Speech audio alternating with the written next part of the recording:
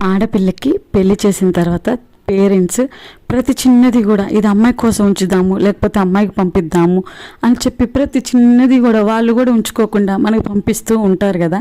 అలా మా గేదె ఈనినప్పుడైతే జున్ను పాలు ఉదయాన్నే 5 గంటలకల్లా లేచి పాలు తీసేసి మళ్ళీ 6 గంటలకి బస్సు ఎక్కి విజయవాడ వచ్చి పాలు ఇచ్చాడనమాట మా నాన్న.